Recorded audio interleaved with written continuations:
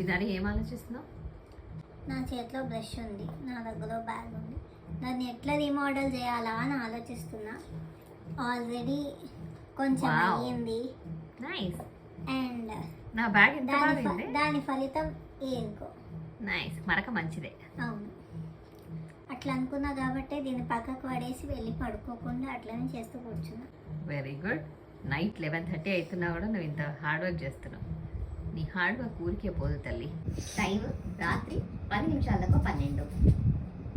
కానీ ఏం చేస్తున్నావురా? దాదాపు 12 అవుతున్నది. ఎడిటింగ్. ఏం ఎడిటింగ్ చేస్తున్నావు అంతగా? ముకుందా జ్యువెలర్స్ ఎడిటింగ్ అవుతుంది. రేపటికి అప్లోడ్ అవుతుందా? పాపం అర్ధరాత్రి వరకు కూర్చొని వీళ్ళు ఎడిటింగ్ చేస్తున్నారు.